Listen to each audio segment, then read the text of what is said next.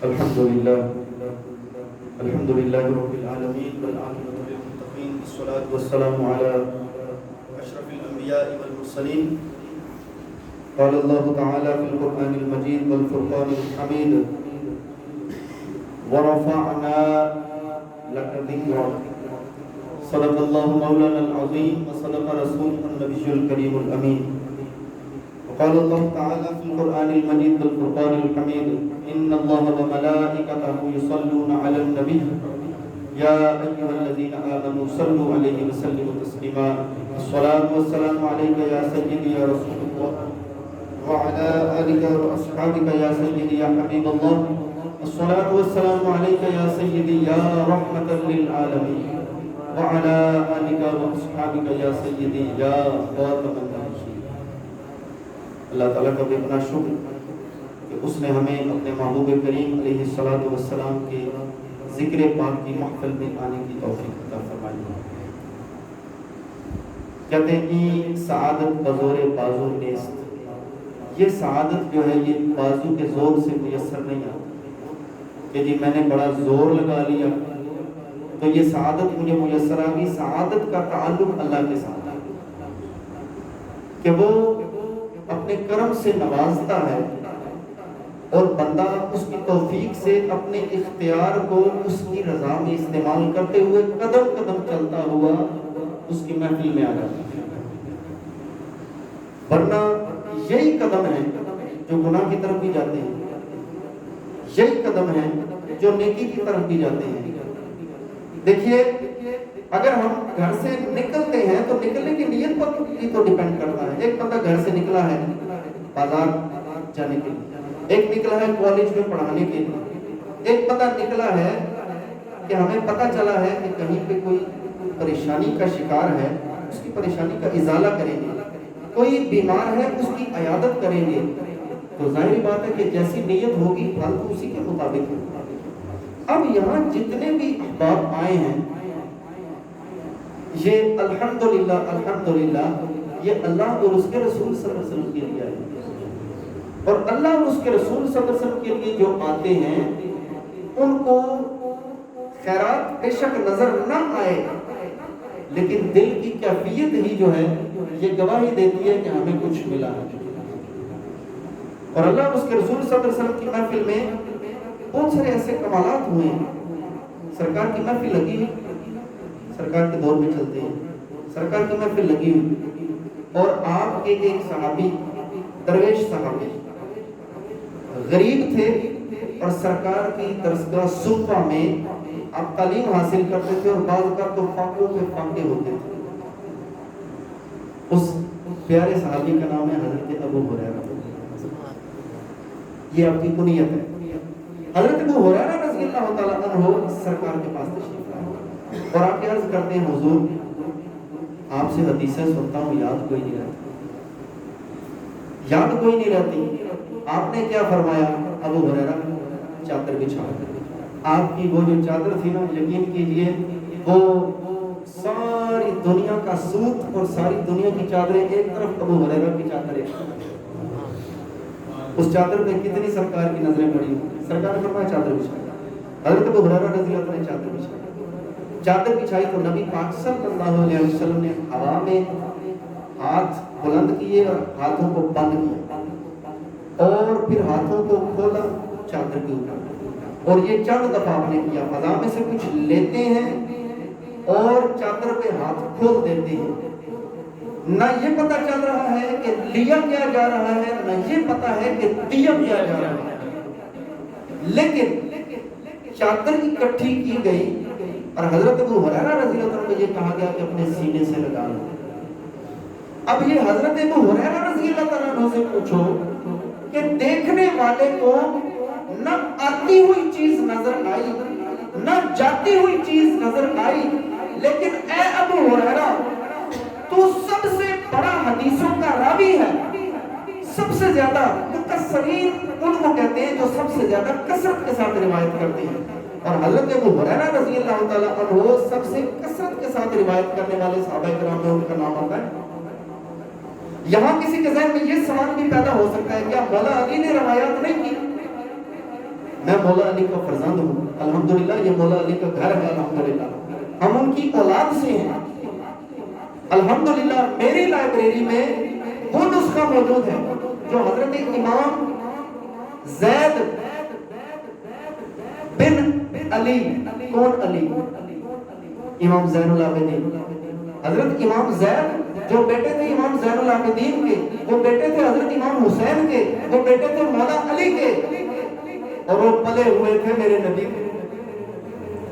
تو وہ کتاب الحمدللہ مسند امام زید بن علی الحمدللہ ہماری لائبریری میں موجود ہے، کہ جس میں جو روایت بیان کی جا رہی ہے، حدیث بیان کی جا رہی ہے، اس حدیث مبارکہ کی روایت کرنے والے ہیں امام زید۔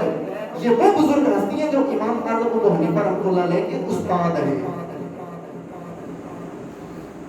اور یہ وہ بزرگ ہستی ہیں جو حضرت امام محمد باقر رضی اللہ تعالیٰ عنہ کے سگے بھائی ہیں۔ تو الحمدللہ الحمدللہ مولا علی کی روایات بھی ہیں، لیکن حضرت ابو ہریرہ رضی اللہ تعالیٰ عنہ کثرت سے روایات کرنے والوں میں آپ کا نام آتا ہے، اور یہ فیض ہے سرکار کی اس خیرات کا کہ سرکار نے کیا عطا فرما دیا۔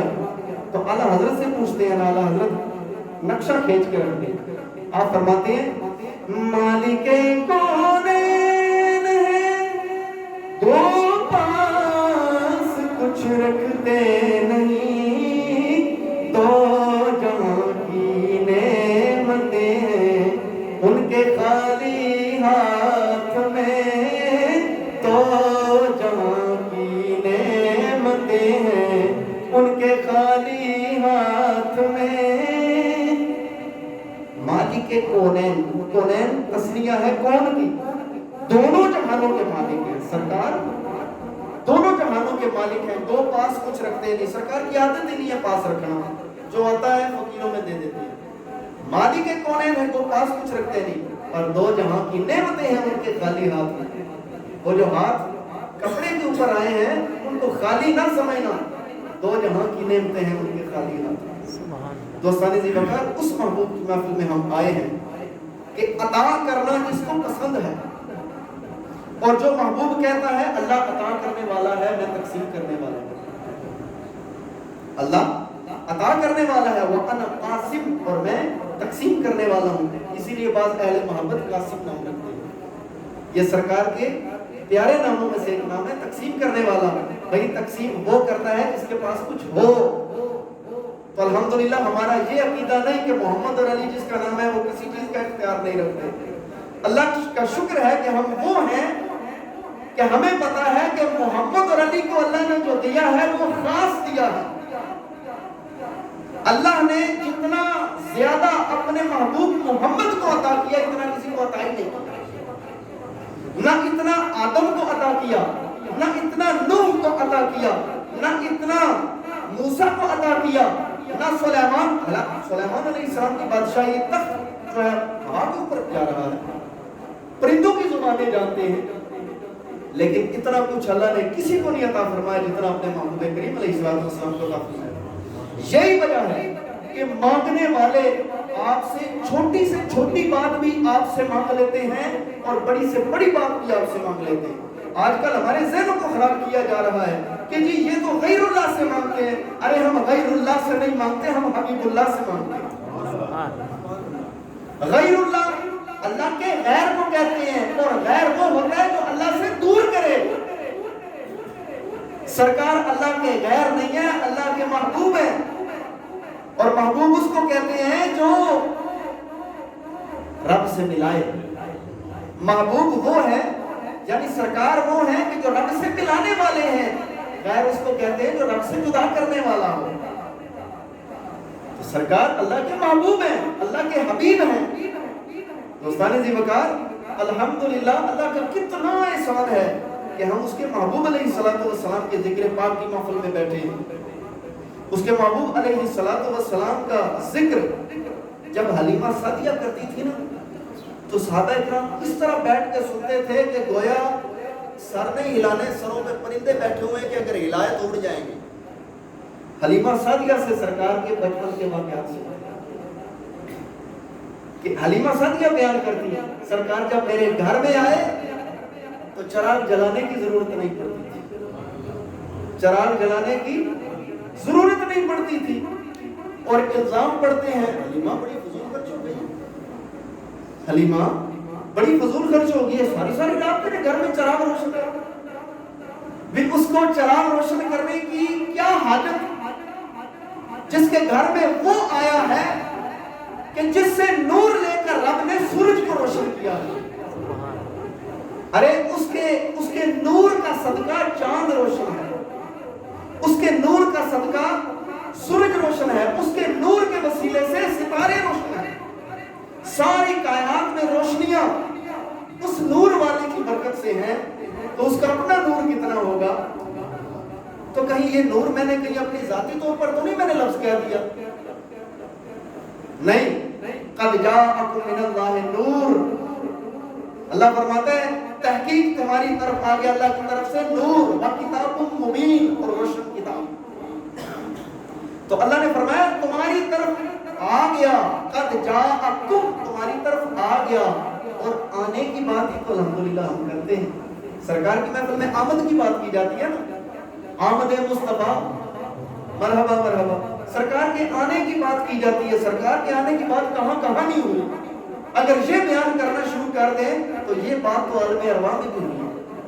وَإِذْ أَخَذَ اللَّهُ مِيثَاقَ النَّبِيِّينَ لَمَا آتَيْتُكُم مِّن كِتَابٍ وَحِكْمَةٍ ثُمَّ جَاءَكُمْ رَسُولٌ, کہ یاد کرو میرے محبوب اس وقت کو کہ جب اللہ نے انبیاء کی روحوں سے عہد لیا.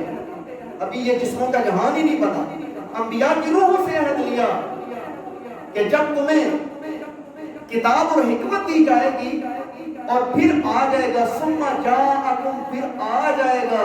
تو آنا ہی تو آمد ہے, اور یہ آمد مصطفیٰ کا جلسہ ہے.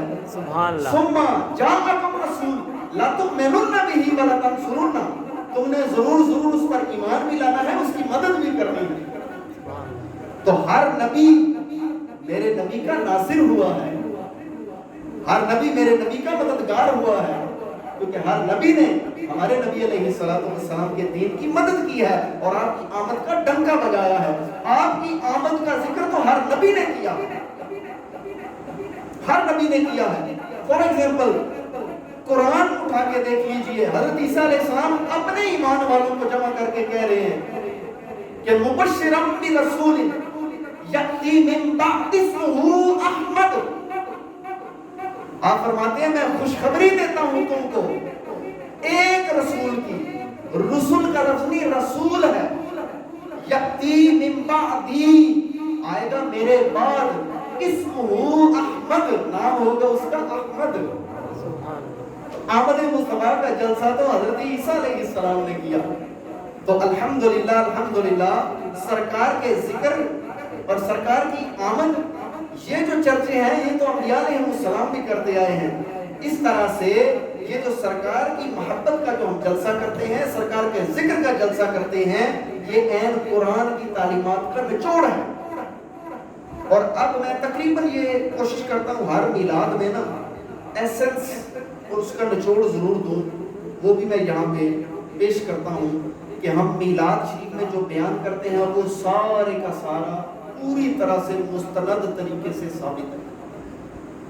ہمارا پورا میلاد کا جو معمول ہے وہ پورے طریقے سے ثابت ہے کہ باہر سے کھڑے ہو کے اگر کوئی گوشت بازی کرے کہ کہے جی یہ تو بدعت ہو رہی ہے, تو ہم ان کو بتا سکتے ہیں کہ تو ذرا محفل کے اندر آ جا اور تو پوری محفل اٹینڈ کر. سب سے پہلے ہوئی ہے تلاوت کلام پاک.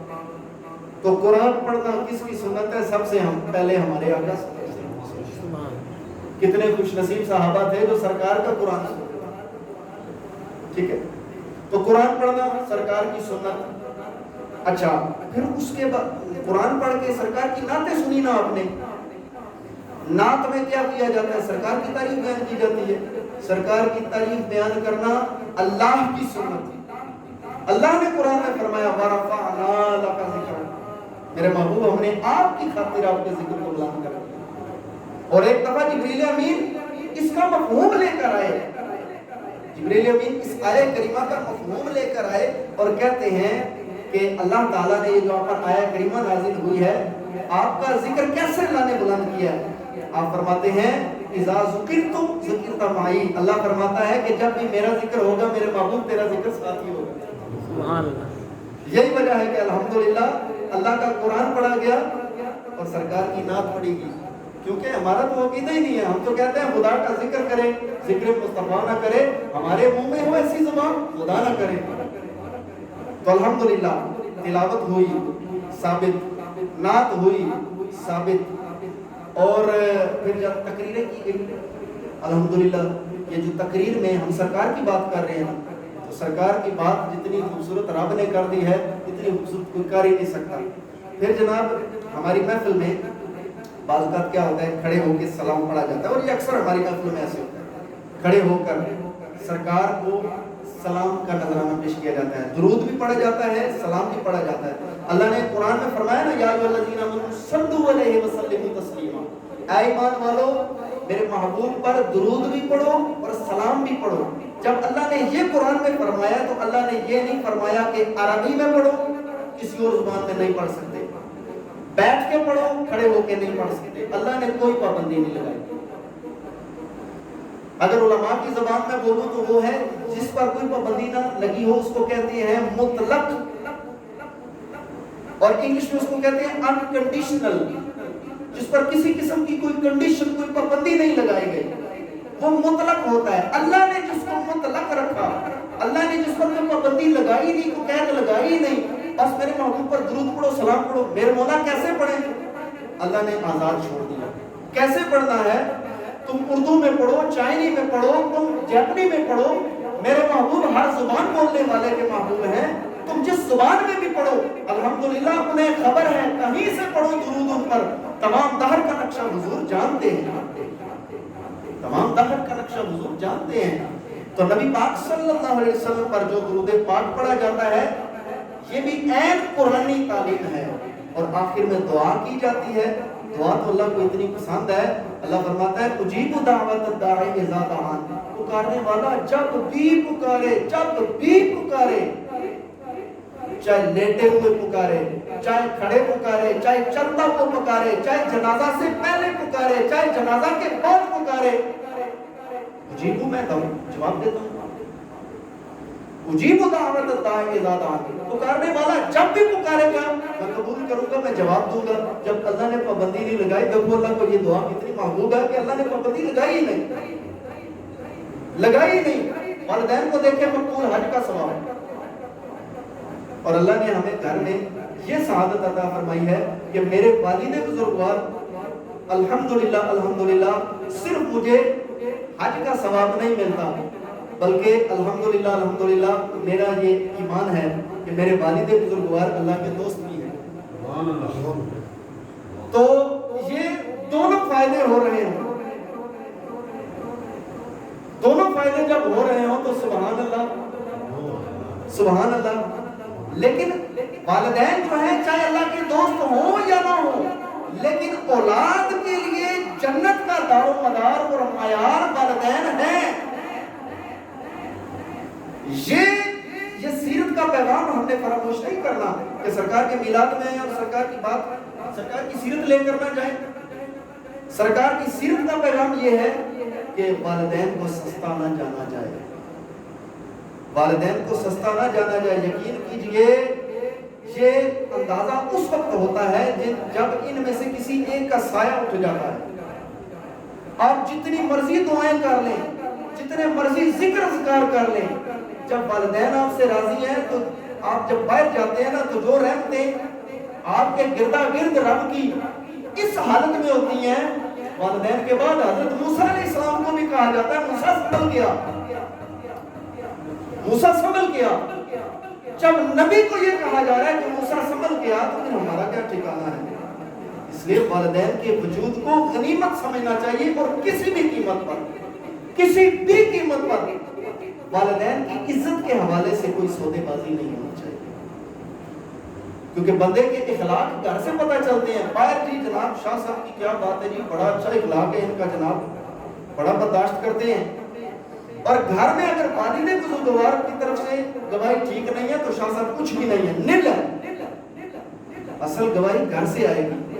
تو اس لیے ہمیں اللہ پاک ہم پہ رحم فرمائے کہ ہم اپنے گھر کے اندر اخلاق درست کریں تو انشاءاللہ ہمیں ہر جگہ پہ اللہ کی رحمتیں میسر آئیں گی. اللہ تعالیٰ سے دعا ہے کہ اللہ ہمیں اپنے محبوب کریم علیہ السلام کی ہر دم بڑھتی رہنے والی محبت اور آپ صلی اللہ علیہ وسلم کی اطاعت کا نور عطا فرمائے. اور سرکار کی محفل دیکھو کتنی برکتوں والی ہے. ہمارے ایک رشتہ دار آج سے تقریباً 20 دن پہلے اغوا ہوئے تھے اور سرکار کی یہ کہا گیا تھا کہ جو ہے ان کے لیے دعا کرنی ہے. ابھی ہم نے دعا نہیں کی تو ان کی خبر آ گئی ہے کہ الحمدللہ وہ بخیر و عافیت ہے. راجہ جاوید صاحب سیکریٹری رہے ہیں اسلام آباد میں وزارت داخلہ کے اندر. 2 سال تقریباً ہوئے تھے ان کو ریٹائر ہوئے اور سرکار کی محفل میں ابھی ہم نے دعا نہیں کرنی تھی, ابھی دعا کرنی تھی, ابھی دعا نہیں کی اور قبولیت پہلے ہو گئی ہے. اس کو کہتے ہیں سرکار کے ذکر کی محفل. بن مانگے دیا اور اتنا دیا, دامن میں ہمارے سمایا نہیں, قربان میں ان کی بخشش کے مقصد بھی زبان پہ آئے نہیں. وما علینا الا البلاغ. صلاۃ